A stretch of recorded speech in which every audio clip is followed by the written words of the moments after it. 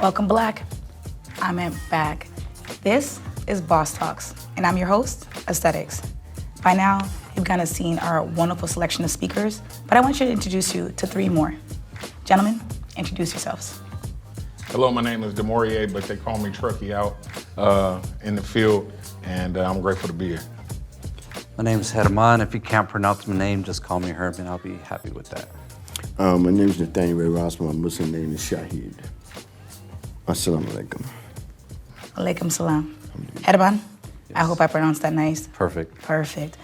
I want to talk about you because earlier today, you spoke about your tattoo, and I couldn't help myself. I started grabbing the camera because whenever you speak, I'm just captivated. So talk to us a little bit more about your religion, faith, or spirituality. Well, it took a lot of pain to get there. I had a hard time understanding of God or spirituality or religion. I didn't know that there was a difference. I thought in order for you to be spiritual, you had to be religious.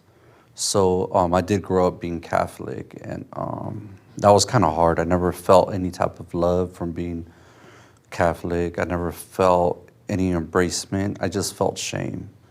And so I stayed away from the church as a drug addict, gang member. So when I was ready to have a conversation with God, I was, led to my ancestral roots. I found it through Native Americans. And that was the closest way for me to be able to pray and find spirituality and be at peace with myself and be able to help others. So through all that pain and struggle, even after the fact, I was able to find a place where I can pray with indigenous people. And it's beautiful. It's really beautiful. It's almost like I yearn for it. I every day I think about ceremony. I think about sharing space with my brothers and sisters. And every single time I go with good intent. I never have a bad intention when I go. I try to treat everybody like brothers and sisters during ceremonies. So, what we do there is just, we just pray hard. We do very tedious. We do hard things. We do hard things in ceremony we get ready for life, because life is harder. And what happens in ceremony in the sweat lodge, it gets very intense. It gets very hot. It's like you go to 24-hour fitness, sit in that sweat lodge or in that sweat house, plus 20 where we go. And we're singing songs and praying for our people. So that's only a small struggle. When I go Sundance with my brothers and sisters, we fast for 4 days, no food, no water, and we pierce our skin to give flesh offerings to Creator. So, we put blood in the sand. That's our offering, because I can't buy love. I've tried, but it doesn't work. And the energy we put out there comes back 10 times fold. Sometimes it's very uncomfortable in real life. Sometimes I pray for some things and I have to go through some uncomfortable things, because not everything's going to be real smooth for me. So my spirituality and my faith is pretty strong. I really believe in what you put out there. And I really do try to, I try. I'm still human. I'm still wild. I still talk shit. I still want to get at people wild, but most of the time I'm thinking about being in a good mind space, being a good person. And it's something I battle with. That's usually my struggle. And that's my spiritual stance on things, just trying to be a good person, trying not to be a dick. Yeah. I love that. And I honor that, because I know being in the space, I myself am learning more and more from my indigenous brothers and sisters, and I'm just honored to hear that from you, and I'm just honored that you're here today. Thank you. Shahid, I want to talk to you because we were hearing earlier about some of the practices that people have with their religion and discipline. So I want to hear about your first time with Islam. Well, becoming Muslim was actually a foundation for me to change my life.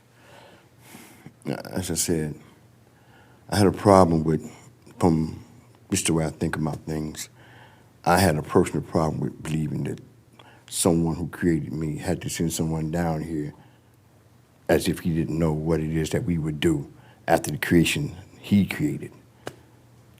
So that bothered me. I couldn't. God is omnipotent. You don't need that. At least in my thinking at that time.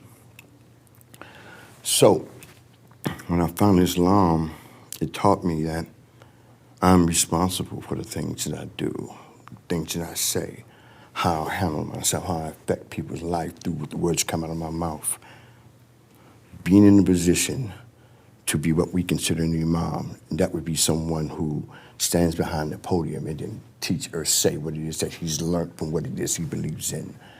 And those in your presence, should they now follow that which you have shared with them, and if it's bad information, and it could be 30 people on that floor, well, that's 30 sins that I have now accumulated through what it is that I've shared with them. So I'm conscious of what we call taqwa, being God conscious, which means how I act towards you, how I act towards him means something to me because this is pleasing to Allah. I'm not necessarily concerned about how it pleases me because it's not my objective. My objective is to please Allah, and in doing so, I reap my rewards in that process. So spiritually, what I have learned to do, emotionally, mentally, and psychologically encapsulated in my spirituality. Because if I use this and this, then I know I'm gonna have a problem because I've tried that both ways, just using my head in regards to whatever I was dealing with, or emotionally, whatever I was dealing with. So I learned through religion that that's not something that I can do, that that's something I must need, well, not must need, but I need to formulate, and I have. One of the things Islam taught me as a Muslim, it's one thing to be consistent in what you do.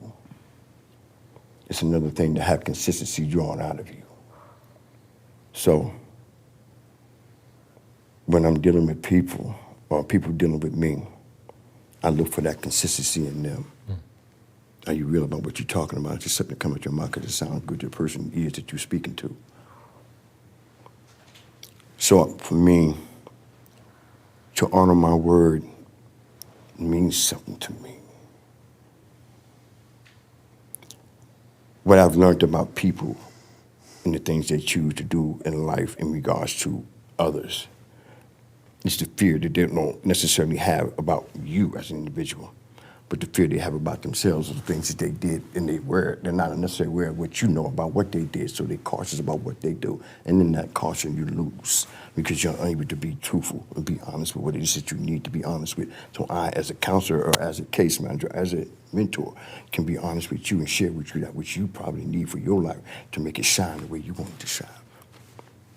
So from a religious perspective, being God conscious, spend my life trying to please God. And in doing so, you, I, and they reap the rewards of that. I don't want to hurt anyone anymore. I'm cool. So if I can't be positive in you, or positive about you, or positive with you, now I can be, I'm a Gemini. And I could be cold. I'm out. See you later, bye. But that's only predicated on once I've done everything that I could as a human being to try to make this right with you. When I see that that's not going to happen, I have two choices. I continue with what it is that we're trying to do, or I can back off of it and let you be and do what it is that you choose to do in the way you want to do it, and not feeling any harm or shame around it because you made a conscious choice. One of the things from a spiritual perspective, that affects me more than anything else is that word snitch. That word snitch has turned my community into internal killers of themselves. We create levels of bullshit. You tell me this, hey man, dude went and robbed somebody just a few minutes ago. Well, let's do it this way. Did you see anybody make that robbery? Yeah, he did it. I'm a snitch. Go around the corner, I see you. I say, hey man, dude just committed a robbery, man. He robbed Bob. He took all his money. What did I just do? I snitched on you. I snitched on him. Because I'm giving you some information about him that he did not know or wouldn't have known had I not told you. Instigating. But the point of that is this. In that snitchery that we have built around ourselves, we will not now try to help ourselves, because if I say to you that he did it and I didn't, I'm now a snitch, which means my life is in jeopardy. So rather than my life be in jeopardy, I'll let him or her do what they do, which means the situation stays what? The same. The same. We refuse to look at how we've managed to trap ourselves in thinking how we think. But we refuse to come up out of it, even in light of what we know it does to us as human beings. Call me what you want to call me, bro. But what I ain't gonna do is allow you to come into my community and hurt it. So that comes to me from a spiritual perspective, as I said on the onset. Allah said he's the best to protect, whether rich or poor. So I'm gonna stand on that shit. I'm gonna believe in his protection. Say what I need to say to you. And if you choose now not to accept that, that's purely your choice, because I'm not now God. I cannot not make you do what it is that he wants you to do. All I can do is impart on you the knowledge that I possess. And the way that I do it is try not to wake your heart up in a way that's going to be nervous and harmful to you as a human being. Wake you up in a way that you can understand me, accept me, and then move on with your life should you choose to do so. Ashe. Wow. There was just so many things. I literally said, Lord, is it Sunday because you preaching? And it is. Can I call you Chuck? Yeah. Chuck. I You know, prefer. I wanted to. I was about to say, let's prefer keep it. it real. All right, this is boss talk. Earlier, Shahid had spoken about consistency, and we're speaking about faith. If there's anybody I know who is consistent and using their ministry, it's you. So I want to talk about that, and I want you to tell us more. Yeah, you thought that conversation earlier wasn't going to get talked about. Let's talk about it. Well, I cornered this phrase, just growing in my faith. You know, God took me from a creature to a preacher, right? Sure. I manipulated my God-given gift, which was my mouth, to be able to get what I wanted in situations and whatever I had myself involved in the street. So I created this monster, which we call Truck, right? My mom gave me the nickname Trucky, but I shortened it up in the street. Okay. Called myself Truck, right? My friends call me Truck growing up, but that's where I created this monster of a personality, not of a person, but of a personality. It was all learned behavior. It was what I taught myself, what I became comfortable in, what I preferred, right? So, but then there was some stuff that happened in my life where God was trying to get my attention and I was missing it. But then my mother in 2005 passed away from cancer. And it took me to my lowest of all lows. And there was a preacher who actually came to help me, right? And I mean, and when I say help me, we hear people, and this is why you have to be careful of how much you absorb of anything from anybody, because you never really know until you experience it. It's a cancer within itself to take on word for word and believe a lot of what someone just say, because my life now has taught me a lot of people has never experienced it. They just heard it and it was easy to run with, right?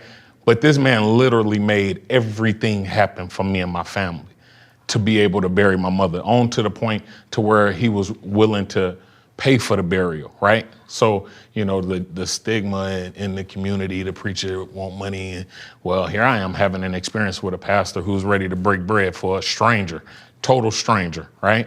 But that's some 19 years ago, because that's when God got my attention. I went to the church just to say thank you. And I'm there 19 years later. I've been ordained 16 years. I've been serving of our bereavement ministry maybe 15 and a half years since I've been there, right? And it's amazing how God put you to work in the area in which he called you. I come to know God that way. And it's where he put me back out into the street. So, you know, had to go through a little training for some years, right? And before you know it, he put me back in my neighborhood. And now I serve as community leader, spiritual leader for a lot of people who don't have spiritual representation.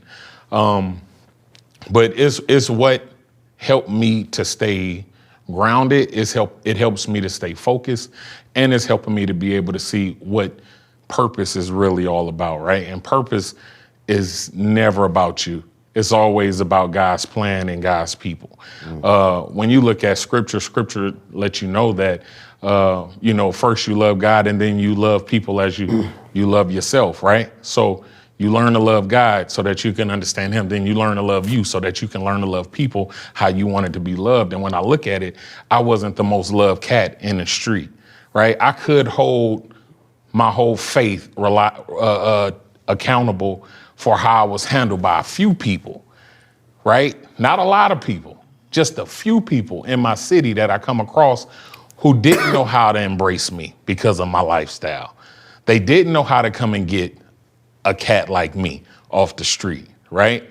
Where that's not the whole faith though. That's only some. And God cleaned up some folk like myself to be able to go back and get people like myself, right? While at the same time, I had to learn, like, you know, everybody's not bad. I even did it. I can't even make it seem as if, you know, I didn't have an issue with Christians. I really couldn't stand the pastor, but here I am, preacher pastor now, right? So, you know, God has a heck of a sense of humor. You know what I'm saying? The very thing I didn't like, he actually said, you're gonna find out that's who you are. Okay, period. Right?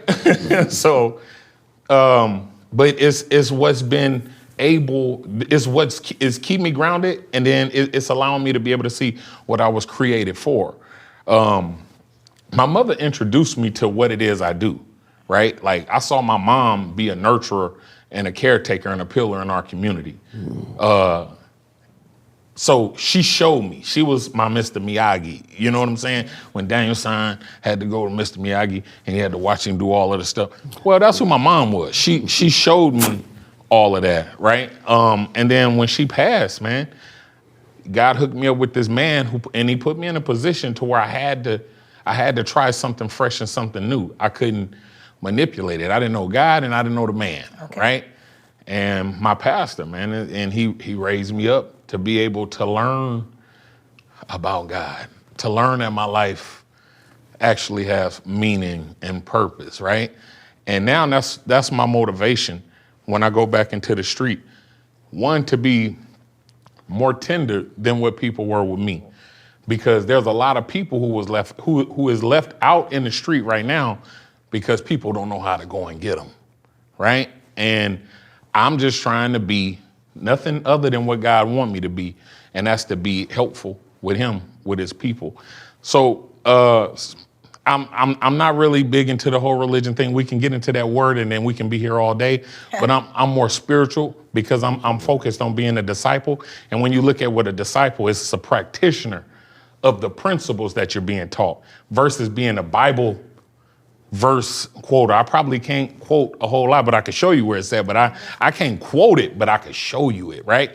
So that's just my motivation, man. Allowing my people to go back in. The same people I sold crack to, they call me pastor. Wow. Some of the houses that I done messed up, and kids probably didn't get a meal because their mama or their daddy had to give me something. And again, let me just make it very clear. I did not have a long drug selling career because I tried to do it with morals. Now that I look back at my life, you know, I'm out there selling. I can't sell to my friend mama. I can't sell to somebody I call auntie. I'm not finna sell nothing to my family. You just pulled up on me with a baby. I can't sell, right? So I ain't gonna make no money trying to sell no drugs that way. So I need to get up out of there, and that's how I grabbed them clippers. But just understanding why I'm there, and I am somebody who they said couldn't do it, couldn't make it, and able to go back into my neighborhood because God sent me back. It don't always happen like that for people, but I'm just grateful and thankful that I got pushed right back into the same streets that I did the damage in to be able to help build it up, and I owe it to them, right? And and God had to prepare me and prepare them because the people have embraced me as leader when I was a part of the destruction. So spirituality is most definitely the fuel for my life. It's what drives me. The truck only moves based on how God fill it up. I know that's right. And speaking of time, I am a boss employee, and I would love to be here as long as possible, but we can't.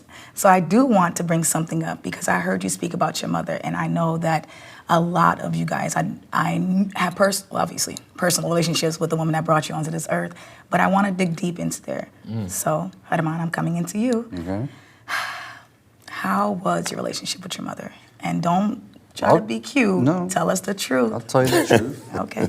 You know, I come from a conservative household. You know, typical Mexican structural household. Father goes to work, mother stays home, you know, semi-nuclear family, right? And I love my mother, I really do. She gave birth to me, she raised me. But, you know, my household was toxic. My dad was an alcoholic. My mother was an enabler. You know, she allowed a lot of things to happen in my household. And I forgive her for all that. I mean, they did their best. I was very destructive, you know, they wanted one thing and I did another. You know, I was trying to find myself in all this chaos, but yes, I do have a beautiful relationship with my mother. It's, you know, even with my parents, you know, it's like, I wouldn't say it's strained, but I moved out of the house when I was really young, just to find my independence. So I really learned to be independent.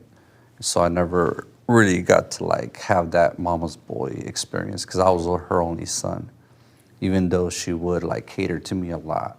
You know, she would try to defend me against my father, but now what I look for in women is a total opposite. It's like, I don't want anything like my mother, to be soft, enabler. You know, I usually like hard women that are strong, you know, resilient. It's like, I can't do it. You know, I just can't have anything like my mother. Yeah, so I've had bad experiences with weak women. I just humiliate them, and I discovered more toxic traits about myself. So, you know, I try to love my mother. I talk to her, and sometimes she's wrong. Sometimes I have to correct her. Sometimes she has her prejudices. Sometimes she has misunderstanding on how life really is according to me. So there's times I tell her, Mother, you think you're wrong.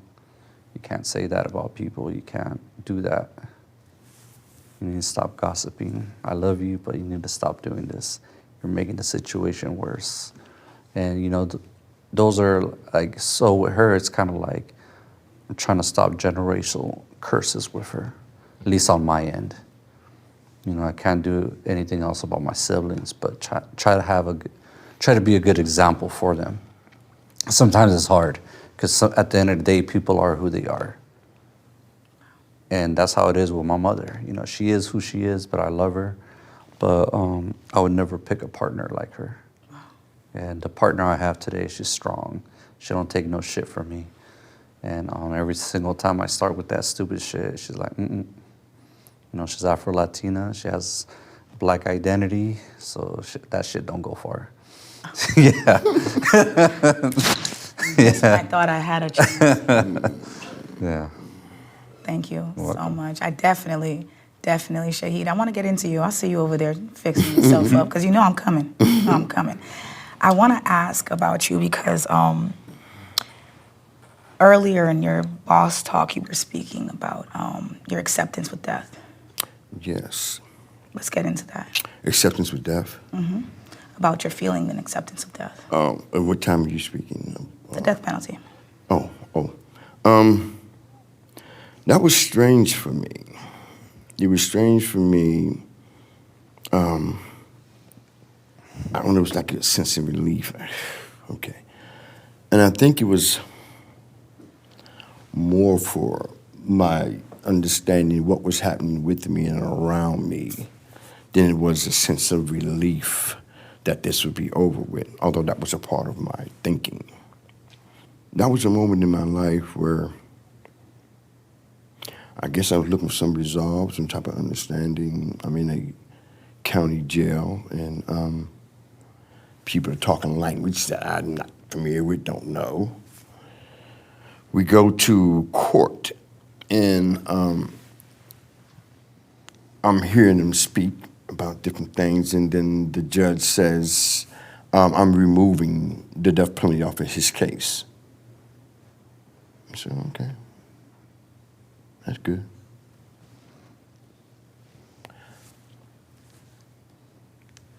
I guess the difference with me would be this. I see stuff, and I don't go through the changes. Oh my God, I don't do all that. For me, it's understanding what I'm dealing with, what you done got yourself into. Okay, this is how we gonna have to do this to get through this shit. So it's me learning how to manage my emotions and what I'm going through, even when I was going through that, managing myself and not letting myself get caught up in the prison lingo and that which I was hearing about the death penalty and all that kind of good stuff. But keeping myself calm and waiting for the next step, waiting for what was coming on. So in accepting that I had the death penalty on me was just really that. Okay, this is where I'm at. All right, you know where I'm at. All right, where we go from here? And I learned that from my mother. Even when we talked about the situation, I said, Mom, I'm gonna see you in a few years. And she said, well, okay, well, given what you shared with me, I'll see you when I see you. I said, yeah, I'll see you when I see you. And that was that in the conversation that we had in regards to that issue. She taught me how to accept what is, not necessarily what I want it to be, but work on getting that in my life if I choose that. So it was not easy for me to accept the position I was in, but there's nothing I can do about it. You can cry, you can go through all the changes you want to go through, but if you're trying to get yourself out of what it is that you're experiencing, you have to take time, recognize what you're going through, and then work on that shit. And that's what I chose to do, is understand why that was so easy for me to, okay, you know where you're headed. Now how are we gonna deal with this? Wow, thank you. Jesus, that thing is on it. Chuck, I'm gonna be coming next to you. I'm gonna be asking you some questions about youth and giving your perspective on it. So tell me. I believe the children are the future. Teach them well and let them lead the way. Nah. I was gonna say, we'll give you a little bit of energy. That's good. But no, man, like I really do believe that. You know, people talk about we're in a bad place with the way our youth, with the direction that our youth is going in. And I see more fault finding and finger pointing than figuring out how to create opportunities for our kids to thrive, right? Too often people write children off as if they can't be emotional beings young, as if they don't understand. And and as if they don't know how to articulate themselves. Being a barber has really allowed me to be able to learn kids. I have no children, so that's one of the hits I get a lot because I have no children, but children run to me.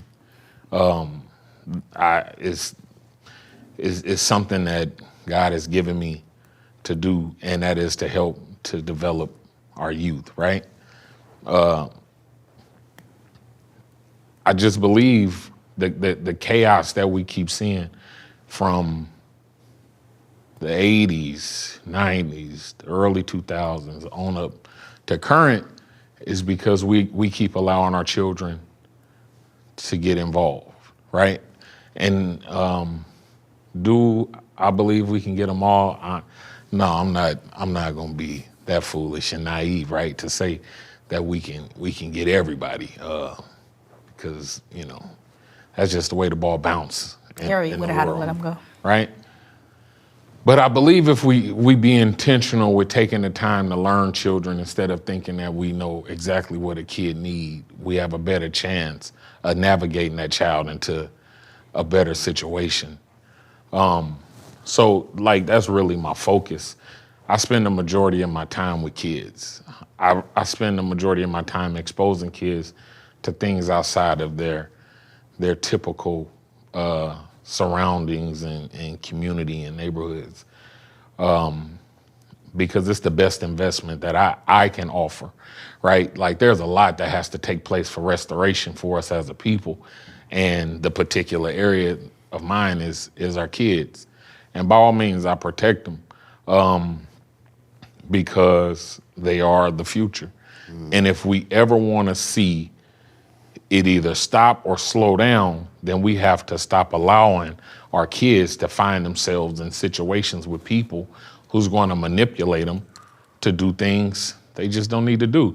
And the ugly part about it is once you start, it's kind of hard to stop, right? Like you get involved with certain things, it's very challenging to stop because you're starving. A lot of kids don't have a whole lot. So, love is one of the things that we're lacking most. And when you get out there and you get involved, there's this false presentation of what love looked like. So, you kind of run it. And if we can just intercept that and focus on putting the things in children that we need to. Yeah, I'm a preacher pastor, but I don't do a lot of Bible. I don't quote no Bible, right? To people. Truck. Yeah. Oh, you know the Bible, you just don't quote it to them. I don't quote it. Because it's unattractive to people who don't know it. How I know that is because people used to quote it to me and I never understood what they were saying to me. But they could have showed me. Yeah. So I just go and show the kids the love, be patient with them, be kind with them. When they're making mistakes, letting them know that they didn't create that mistake, right? Like everybody done that. Now here's how we can fix that. No, we're gonna use your words today.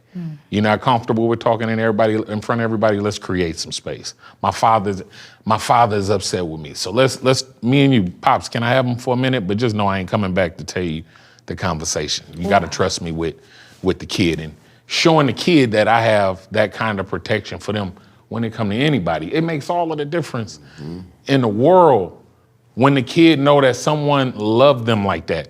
Then it's a whole lot easier to get the kid to try to do better. No one wants to be forced in anything. If we ever think about when we were whooped, oftentimes we was punished. Moms or pops got a hold of your butt, whatever you got spanked for, it was something else on it that it had nothing to do with you. But when you sit down and I'm talking to kids and I'm letting them know these are the consequences for your actions next time, right? I'm not mad at you, but you hurt my feelings. And things like that. Teaching them what accountability look like, right? Having conversations. No, I'm not raising my voice at you. No, I'm not. Why are you crying? I'm not even yelling at you. I ain't even said anything yet and you're crying, because they understand they just did something to someone they care about, right? So teaching kids how to think, teaching kids how to feel, teaching kids to learn how to manage themselves, right, is really where I'm at, because we didn't have that. Everything was navigated. And the truth of the matter is kids are grown. Like, you think about the baby start crawling at about 4 or 5 months, then they pulling themselves up on stuff. Then they walking around and getting themselves into stuff, and then boom, before you know it, they out the door for preschool, elementary, right? They out the house, even in elementary, 7, 8 hours out the day. So you done lost your child to his surroundings for some time. So depending on how you handling them in the house is gonna determine how they gonna act when they get outside. You don't know what you may be sending them outside to fish for. So I just wanna be an outlet for a kid, you know, in spite of what the house show, in spite of what they see, in spite of how they feel about their house and themselves, I wanna teach them to be able to love themselves and see themselves right. So that's where I'm at with those kids. I know I'm past the age requirement, but do I have a safe space with you? Like, are you going to create that for me, or? I have to with a parent, right? I'm not a parent, though. I'm talking about me. Oh, I'm thinking you was role playing. I'm sorry. I bring everything. But here's the thing, though. Here's the thing, though. As a believer, I've learned to be able to hear people, to try to understand people, right? The best thing every person can do, and he's elder in the room, his age on down to the youngest person in the room, is to ask questions like a 5-year-old. Think about it. The 5-year-old keep asking you a question for every answer. And that's how we learn people. But even in that, grown folk get offended. I don't feel like answering no questions. Or a kid asking like, oh man, shut up. Stop asking so many questions. You don't know. But they want to know. And it's something that we can do. I can sit with anybody and be willing to hear a person, because listening to a person is what keep the volcano from blowing over. I don't care how old you are. Everybody want to be heard. There's not a soul on this planet that don't want to be heard. And they want to be heard without judgment. Ooh. See, people get tired of hearing people talking to them with a response. They don't always need a response. You ain't got to try to coach me in it. Follow-up questions, help a person to think. And it ain't just something that I do with kids, I do it with anybody. I mediate stuff with men. I done had men call me in the middle of the night about to do the absolute worst. Man, meet me at the donut shop. Let's sit and talk, cry it out. You know what I'm saying? And he's going back home, because there are some things in all of us God has given us to be good people to one another. We just have to choose to want to use it. And a lot of times when you go to use it, it's going to pull you out of a place that you're comfortable in. It's going to require you to give up some stuff about yourself in each and every situation that you just may not want to.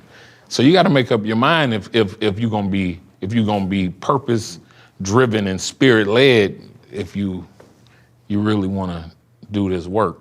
I know that's right. Well, speaking of accountability, we'll find out whether or not Truck is actually going to give me that space to speak. But I do want to talk about one thing I heard you say earlier today. Accountability was another thing. And I also want to talk about interception. I think all of you guys here have been intercepted in some way, shape, or form. Herman, I'm going to talk about you. You know I'm coming. Okay. At a younger age, you were aware about a lot of things. Gang violence was one of them. Talk about that. And then it's a two-part, because Chuck mentioned it earlier.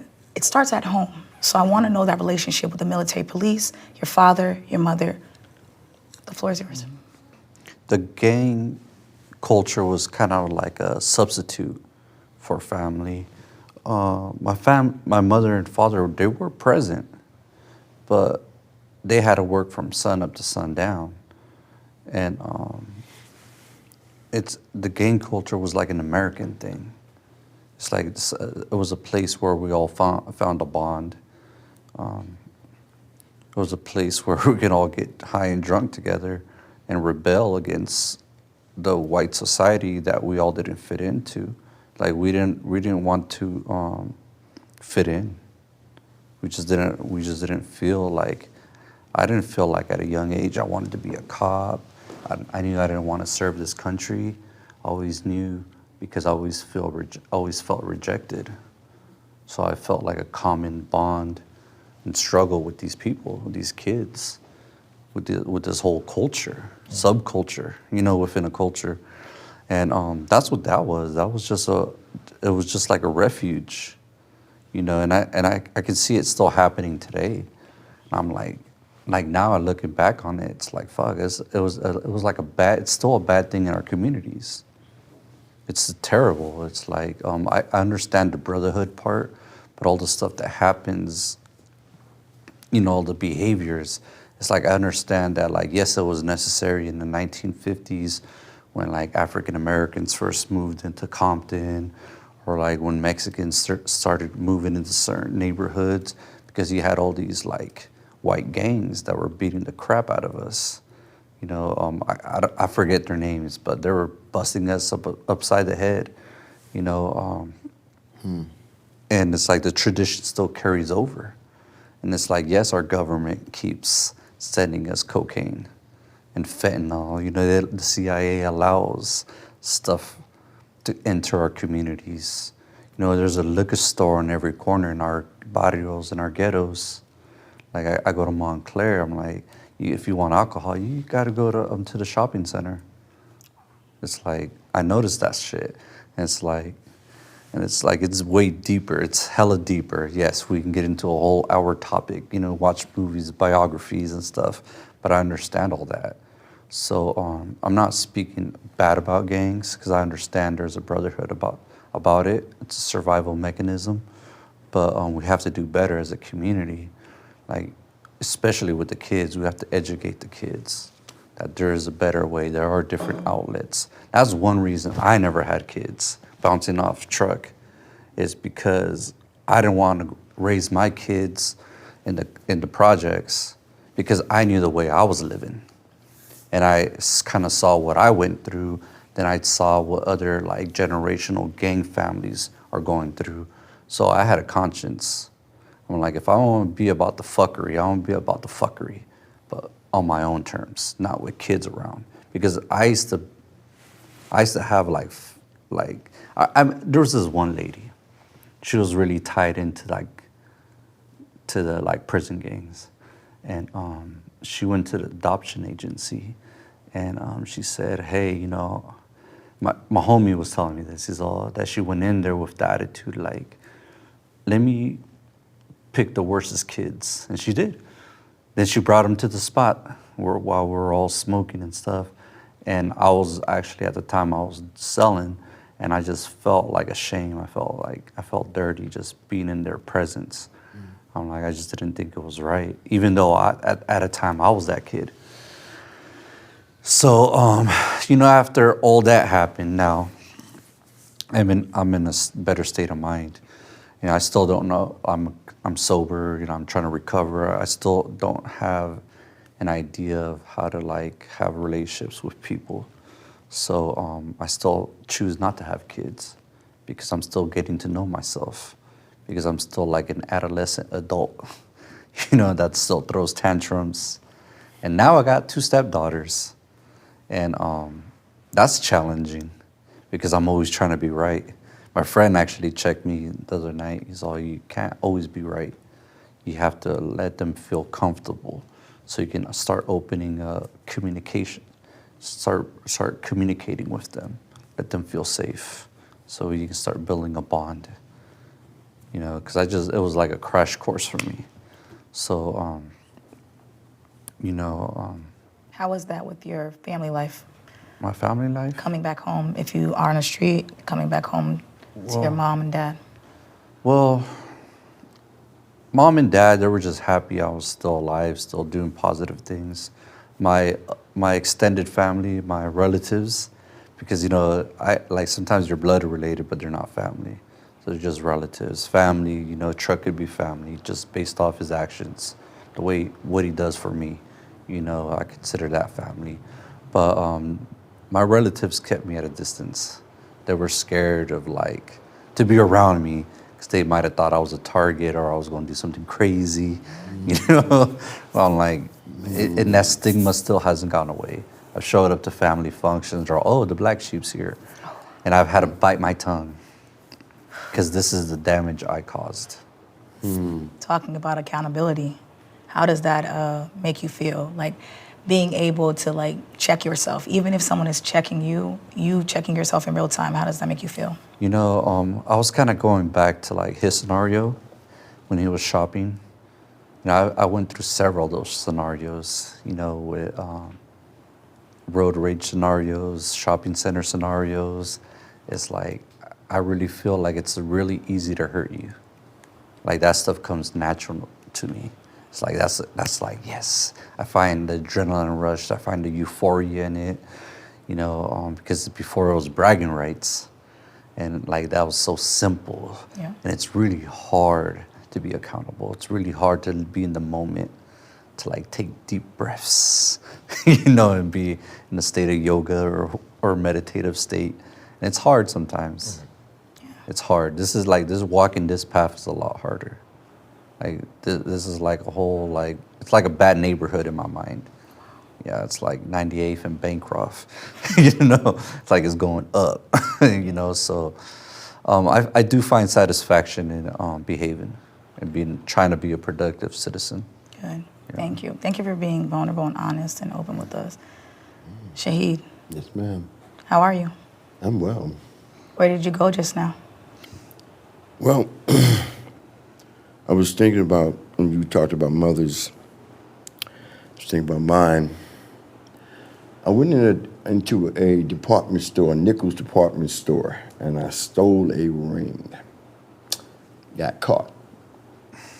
Went into the place and got talked to. Eventually, we worked it to my now going to, that's in the court system. We did that, which is my going to Job Corps. But what was the thing about that, when I got into the car, she said, "Let me see your hand." So I stuck my hand out like that. And when you wear a ring and if it's tight, it creates that ring around it. She said, "You could have told me that was your ring." And at that moment, I said, "Oh, shit. She just gave me the right to steal." Okay. She's my caretaker. I didn't say it like that in my mind to myself at that time, but what she gave me was, in my head, a way out, opposed to saying to me, "That was wrong. Don't do that. Look what you got yourself into." None of that happened. So I started teaching Donnell how to steal. Don't go into a room and get to looking around and all that shit. Just grab the shit and get on about your business.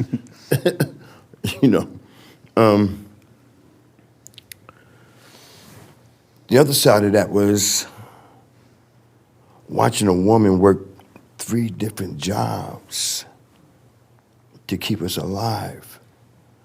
Working with a woman who took us to a motel. You do this, you do that, you do this, and you do that.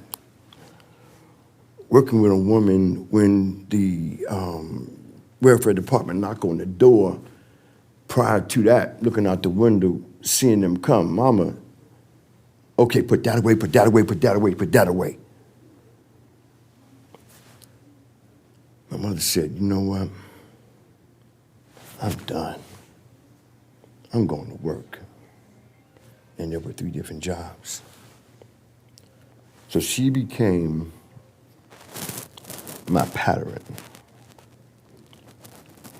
She became that person that taught me that it isn't necessary to have everything, but what is necessary to strive for what you need to survive with.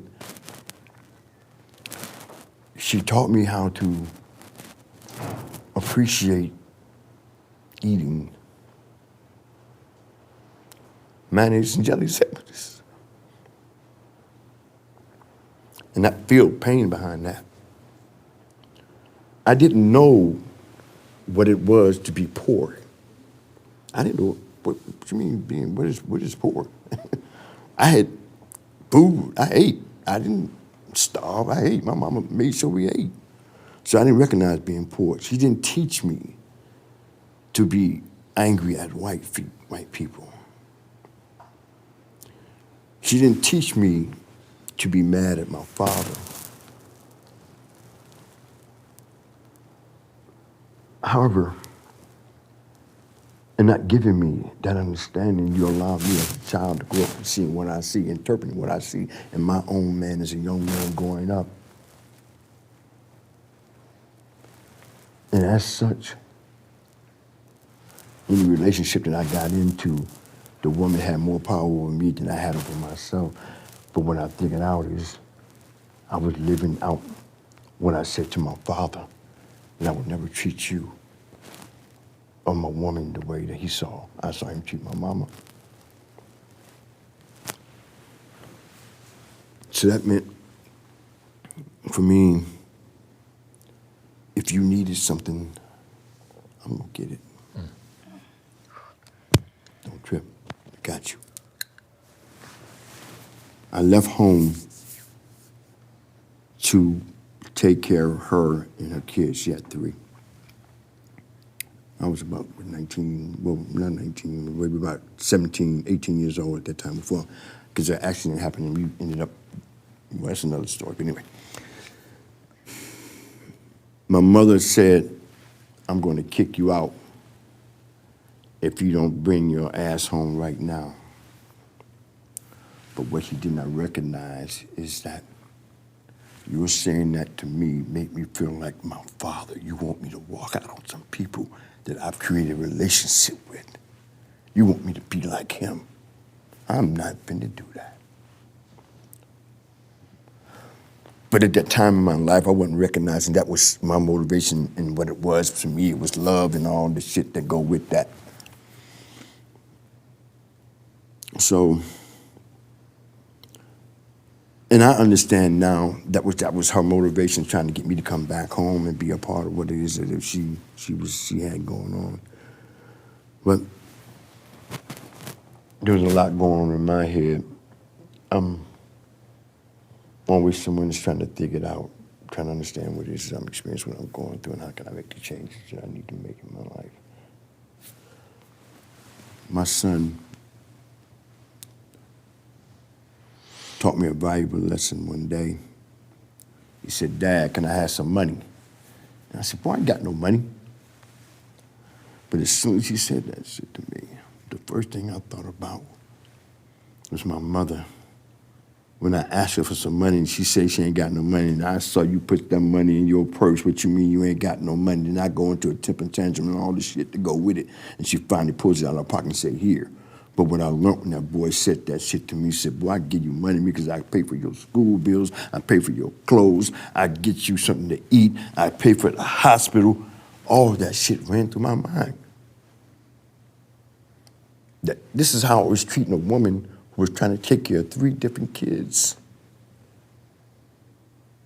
How old are you When? at this time? 14. At 14 years old, you were having these thoughts. I was having these thoughts at 14, and not in regards to the relationship, but in regards to my father come in, he gives him some money, and her some money. Daddy, can I have some money? Go get it for your mama. Ain't your mama got some money? To your siblings or to random strangers? No, to my brothers and sisters. And tell me, go get it for your mama. Ain't your mama got some money? How did that make you feel? That was painful. How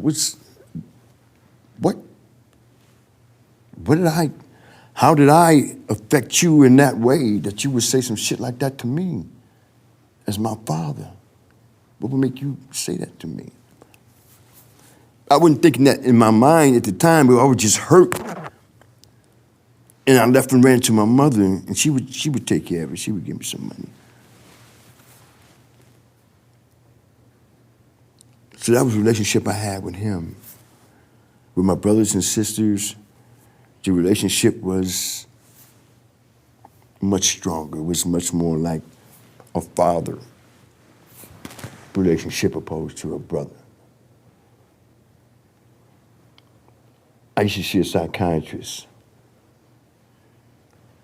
and from what they figured out, that I was too young with so much responsibilities on me.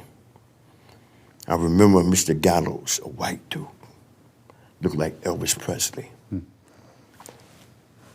Thick black glasses, hair, pork chop, mustache. Come down to my class and said, where's your brother? I said, I don't know, I'm in school. Put me against the wall, put my hands up like that.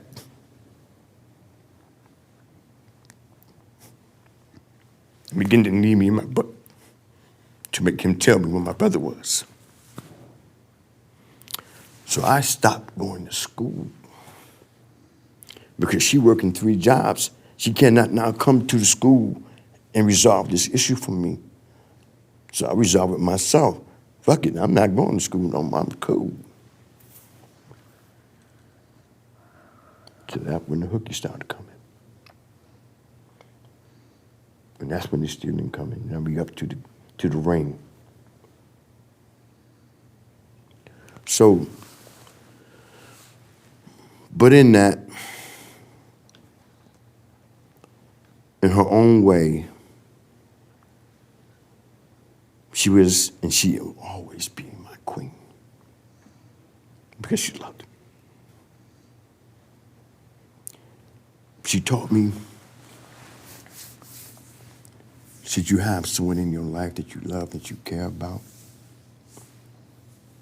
again with consistency, it's not something that he or she has to learn how to be with you, but it's something that's drawn out of you through them who you are in a relationship with. So if the relationships you have is not drawing out of that woman the consistency to want to be by your side, and or you're drawing out of her the consistency of her wanting to be your side, then what are you doing in a relationship that you say that you love and you have in your life? What are you doing?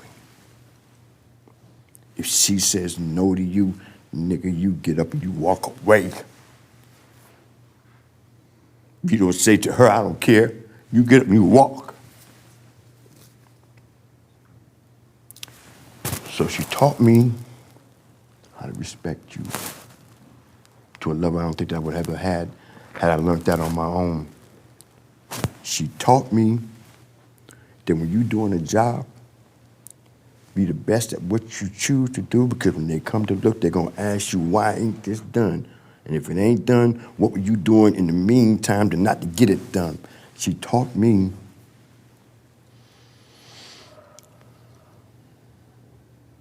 to be outward looking.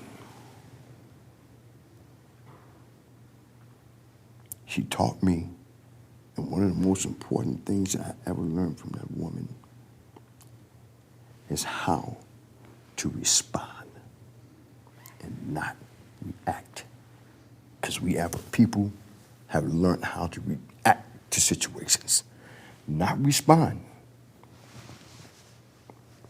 Those are two different things. When you're dealing with any child, ain't no different with one of the participants we had. Changing the subject to some degree, saying that he doesn't have control. In the middle of the Eastmont Mall, screaming and hollering, let me back him out the room, out the hallway. The thing is this, bruh, quit lying to yourself, quit telling your shit that you ain't got control, because you allowed me to back you out that room. That means you selecting the control that you choose to have at the time you choosing to have it. When you say that you can't control yourself, that's just some shit you telling yourself. And you acting out on what you're telling yourself. The same way you told me that you do what you do when people get like they act because you've been thrown away. See, so down to me, bro, you acting through your trauma, bro. You trying to get attention. And the way you choosing to get attention is adverse to you and to me. But I need you to know that I love you and I care about you. I know that's right. I know that's right. Did y'all feel that? Like, I know it's us in the room, but like, I know y'all feel that. So, in ending, my mother, in all her wisdom, gave me as much as she could. As a female, I didn't have a man in my life to help correct me. I just learned what I learned and tried to live it as best as I could. But in that, it always come back to me. It was someone that lost their life. Because I had somebody say to me, hold up. And that's the importance of mother and father in the individual's life, because they both bring a flavor to that which neither one can give if either or are not there. I cannot give you a woman's side. You cannot give me a man's side. You're right about that. So that's a relationship with my mom. She taught me how to,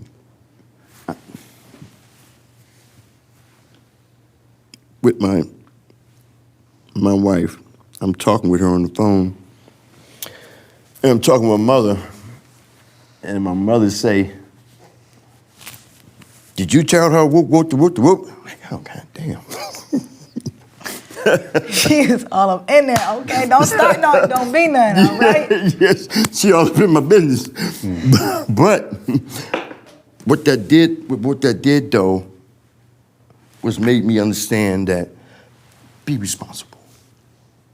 Be responsible. Share with her, because I was told to do this, and I couldn't see myself doing that shit, which was get into a relationship, and then in the course of the relationship while in prison, you tell a lie and say that you caught some more time, but by that time she's into you. Oh, no. You one of them. You one of them. She said she's into, and I said, I told her, I said, no, bro, I can't do that. I can't do that. I can't do that. I can't, hell no. In fact, what I chose to do is stop writing letters for cats. I chose to stop writing letters for them because you wasn't honest in the shit that you were sharing, and you only wanted something from them from a financial perspective. And I'm not now going to steal from people simply because it's something you want and can't do for yourself. When you're surrounded by industry jobs that you can get maybe paying nickels and dimes, but you can pay your way should you choose. I heard a motherfucker say to me, coming out the door, man, the day is the 15th. I wanted to turn around and hit him in the mouth. Because what he's talking about, young sisters getting their check, and he ain't out there to play them. He mad because he ain't able to play them. So I become offended when people mistreat you. And I come offended because my mother taught me that. Well, thank you to your mother. And I definitely just want to make sure I heard you correctly. You did used to write for men in jail for the... No. I stopped writing for them. I stopped writing. No, you were writing for them. Yeah, I was. Okay. I was just about to say ChatGPT is not working anymore, and I absolutely was going to hit you up, but if you're not doing no more writing, I'm not even going to... No. What I mean by, I still write, but no, what I mean by that is they wanted to get in relationships with the woman. Oh, I know. So they wanted words that would draw her in. Oh, I know. So, and not having control of their English vernacular, Shahid, do this. So I do it. But that's part of my not knowing necessarily him as a person. But once I learned what they were, I said, no, I can't do it, bro. You want to mess over her. I can't do it. And I said, the other part of that is this: should I leave this institutional system?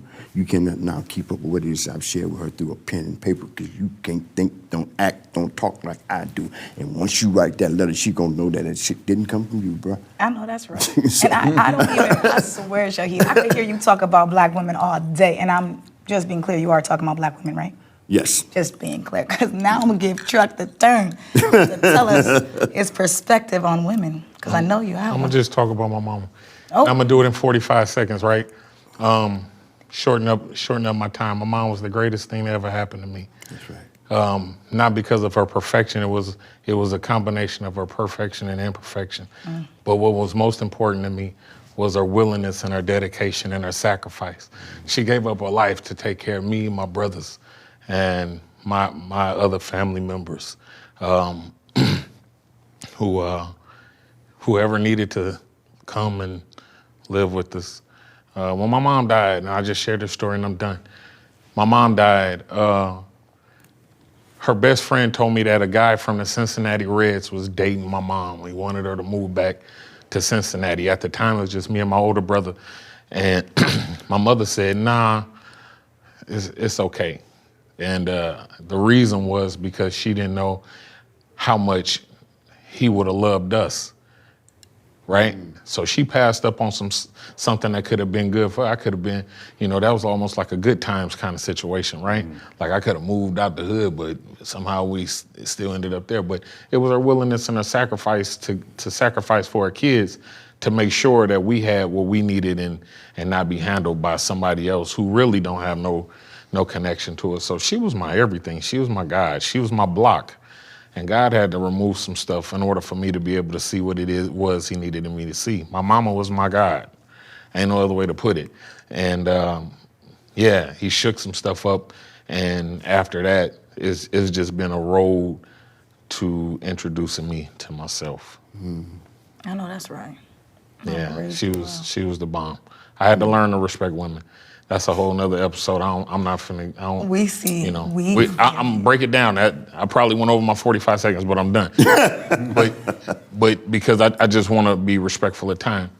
But I was terrible, and God had me to experience heartbreak. Heartbreak taught me that everybody feelings matter, and from that I started to see women different. We like to hear that. We'd like to see that. I definitely know that you guys, speaking of time, I don't want to keep you here all long because I swear I would ask you guys a bazillion questions.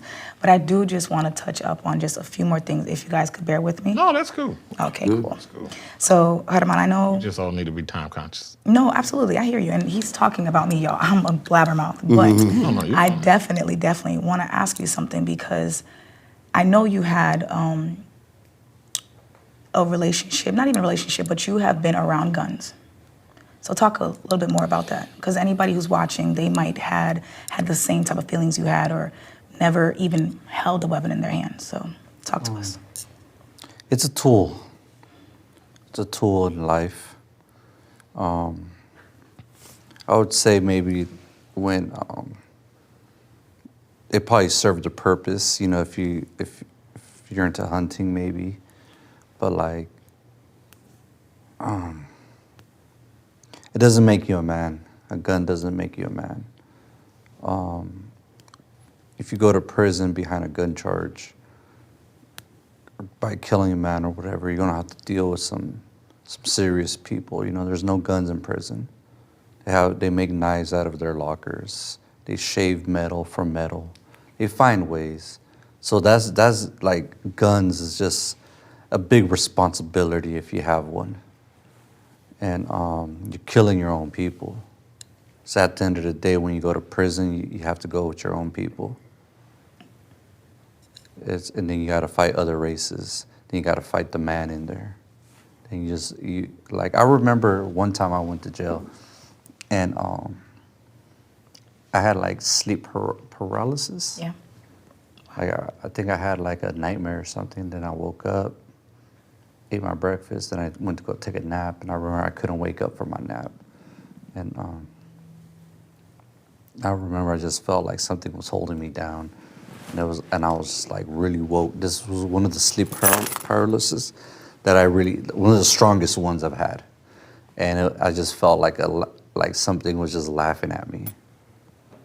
I just felt like it was like demonic almost. I was just like, I was finally able to wake up. I was like, fuck. Like a lot of bad shit happens in jails. Guns will take you to jail and prisons. You know, you don't have to live with the shame of hurting people. You know, and bullets don't have no names. If you kill a kid in a shootout, the gangs will take care of you in prison. Even in protective custody, they have gangs. You know, if you choose to use guns to protect your space, you know, there's nothing good at the end of the road. You know, you have to really push past that poverty. Like, yes, when I was poor, I was very happy. I'm still poor. I'm very happy. Let's be real.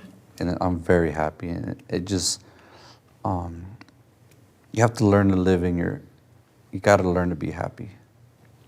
You got to learn to be happy. You know, it's our responsibility now to kind of guide the youth, talk to youth if we can. You know, guns are so easy to get.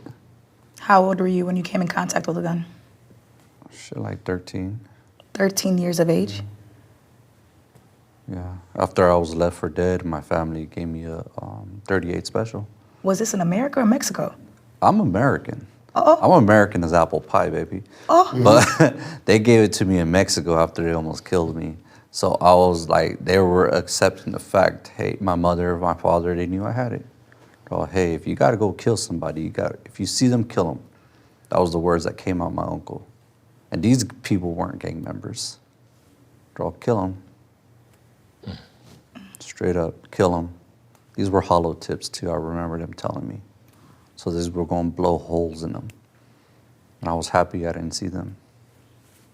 You know, guns don't solve anything. They just make things worse. Yeah. Because they're just going to come back and kill your people. Then everyone's going to suffer. You know, I had to move away from my family's home because there was a lot of guns involved. You know, people came to my house with guns.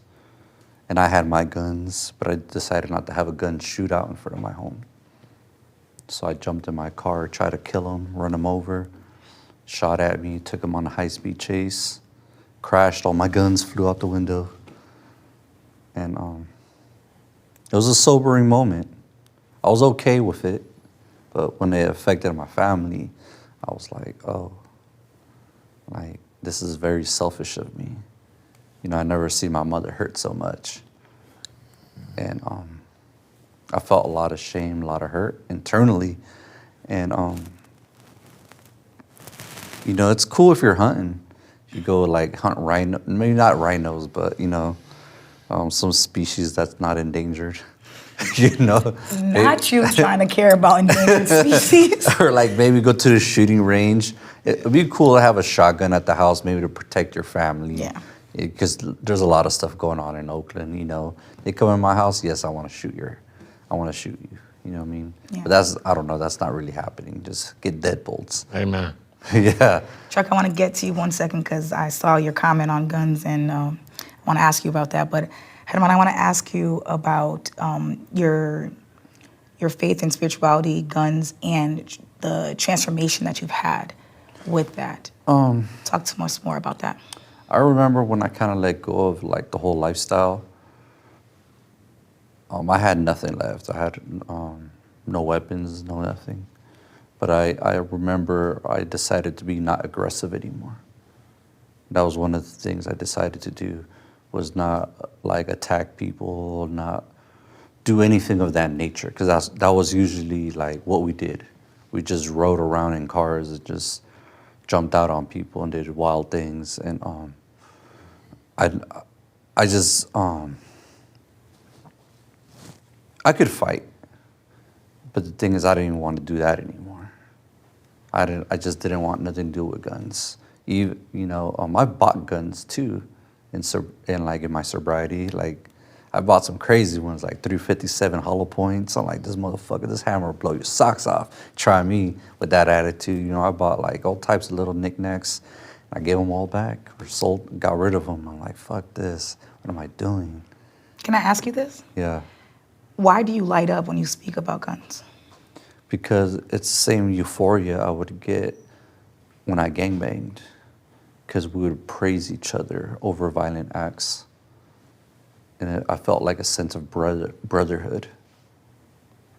So it was like one way to validate your manhood. And that's not what it is. It's like, that's not being a man. Being a man is like going to work every day, being responsible, not lying to your significant other, being a good example. That's something my mother taught me. She's all, stop bringing girls over. You got sisters. You know, you have to be a good example. And that shit stuck with me. I can't bring these girls to the house anymore. So I have to be a good example to my stepdaughters. You know, everything changed. Everything changed. Yeah, but being a man is definitely being responsible, not lying. I try not to lie. I try to live in my truth. Amen. You know, just I don't feel like there's no lie in me. I want to feel like there's no lie in me. You know, I might not say nothing. That's one way of lying, I guess. Oh, not everything needs to be said all the time. Okay. You know, Omission might come off as a lie. Yeah, but I'm a Gemini too. Look, let me tell you something. So it's gonna come out. The Gemininity is in the house right now, because when Shahid said he was a Gemini, I'm a Gemini myself, and geez. Now Herman is a Gemini. Yeah. Truck, you're the only one throwing us off. What's your sign? Geminis, y'all talk too much. You know what? I told you he was insulting us. I felt some type of energy. Mercury is our ruling sign. Okay, we're not even going to ask about it because Gemini rules. Thank you. I got it. Ooh. We communicate. Thank God I'm not a Gemini. It's okay. And we gonna us Geminis. I would have been a good pimp. We would have shut it down real quick and ask you, Truck. We were speaking earlier about guns, and I know you're heavy with the youth. Have you ever come across this or heard anything about guns in the nature in your profession? Oh, all the time. over the 15 and a half years I've been over bereavement, I'm 800 plus, probably 900. Maybe half is due to gun violence, right? So like, and I get the calls all the time. I cut hair at the funeral.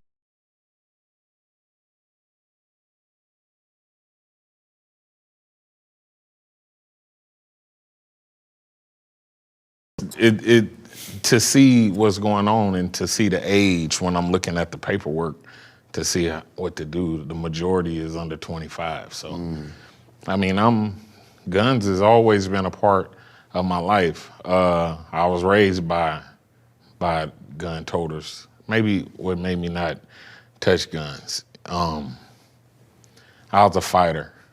You know, I always felt a certain way about the person who wanted to grab the gun, right? Wait, what you trying to say?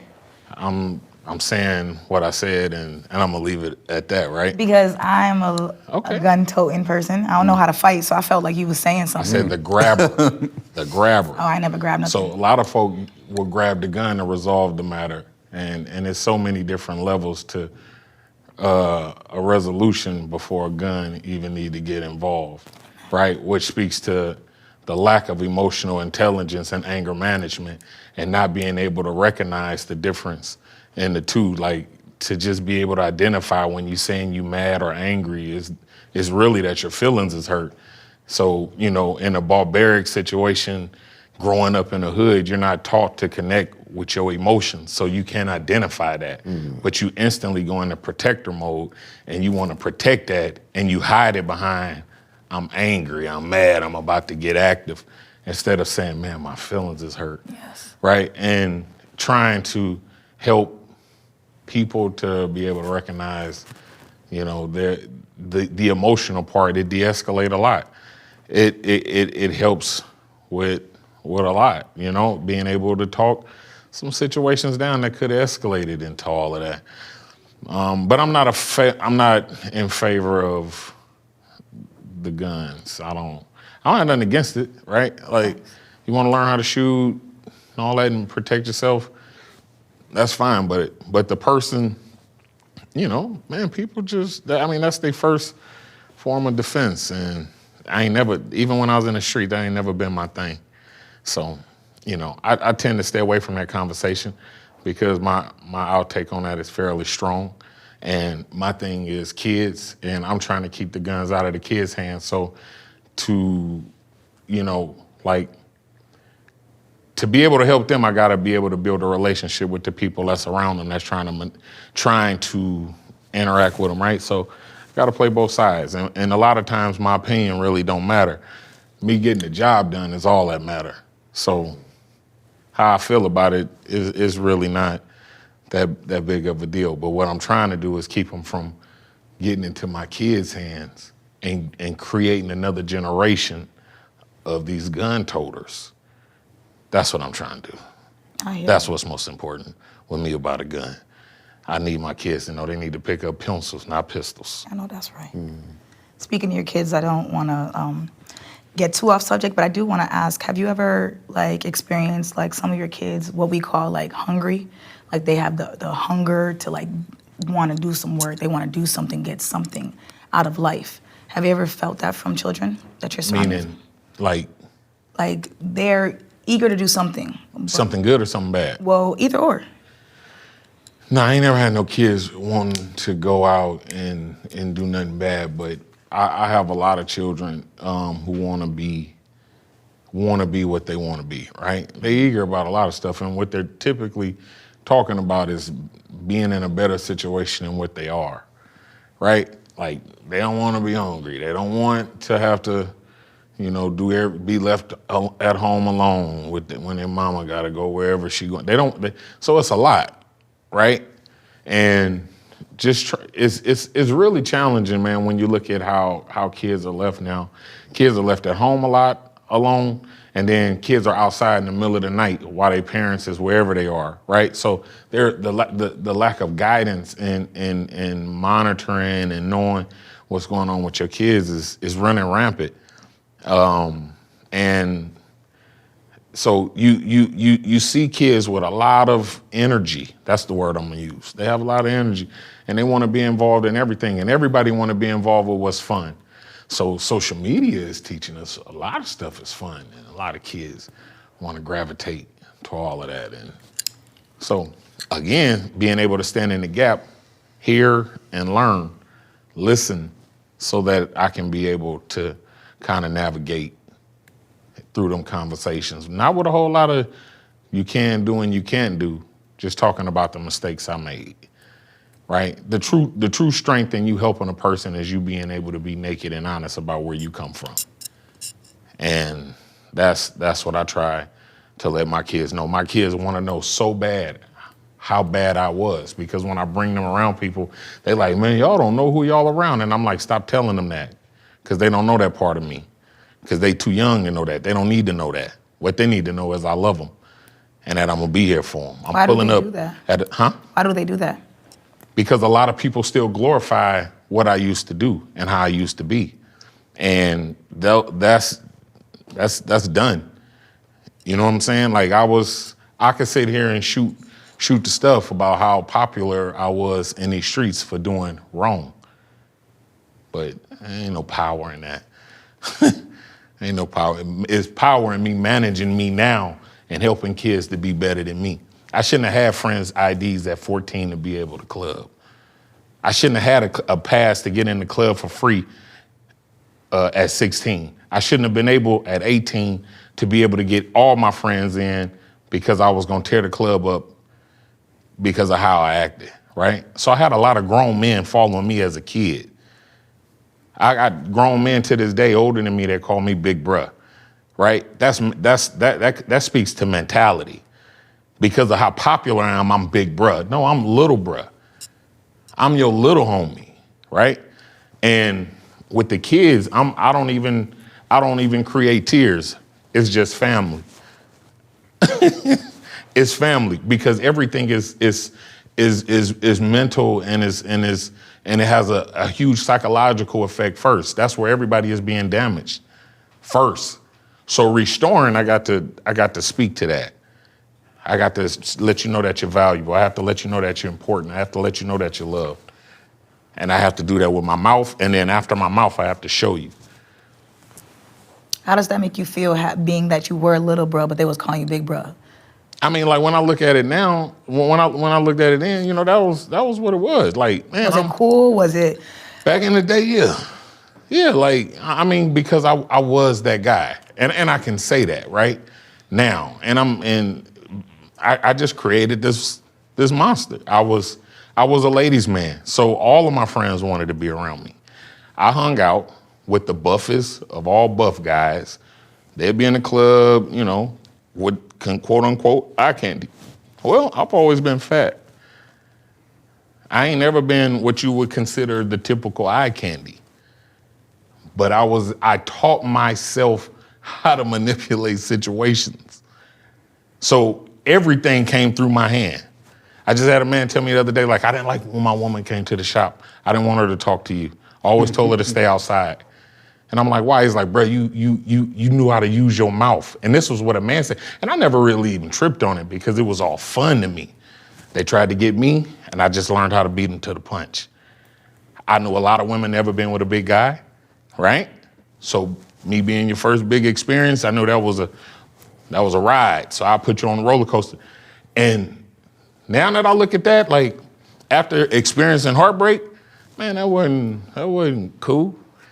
That wasn't cool at all. And heartbreak taught me how to appreciate people better.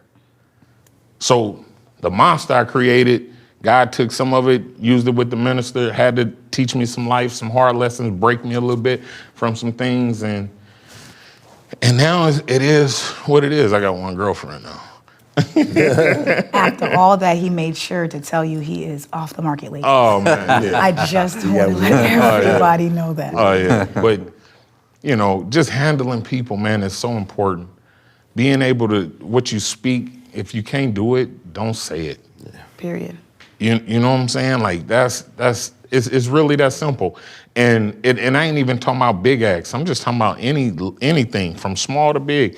Just be true to what you're saying. Accountability and ownership makes all of the difference in relationships. And consistency. They all the same. And consistency.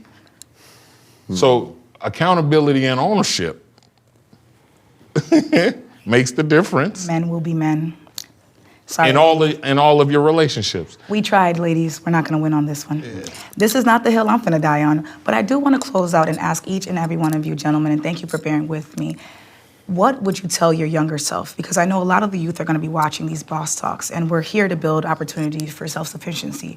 So I just want you guys, and Shahid, I'm going to ask you to go first, because as we heard, Geminis are long-winded. Well, I don't know if he's a Gemini or not, but he sure sounds like one. But, The shade. But in any case, what I would say to my younger self is take the time to ask questions. Don't allow yourself to see a thing and then try to interpret what you see in your own head. Ask a question. Why did this happen? Why did you do that? So that's what I would ask my younger self to do, is to ask questions. Don't just let it happen and then try to figure it out. That's what I would do. Beautiful. Said ask or tell? Whatever you want. I think with me, I'd have to tell. I'm just like, if you ask me, I'm just going to think of everything to talk about. But tell is like, even as an adult, I still need guidance. But I would tell my younger self, just push through, be strong. Those were things I was never told, to be strong, to push through, like words of encouragement.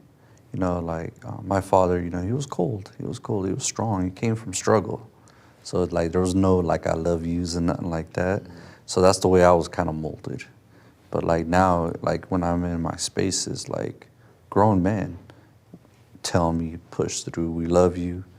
I'd be more gentle. I'd probably hug me.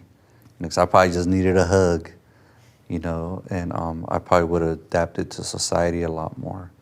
And I would have been less cold, I feel like we don't know how to reciprocate love without expectations. A lot of times people think, oh, she smiled at me, she wants me. No, motherfucker, she just smiled at you. That's all it was.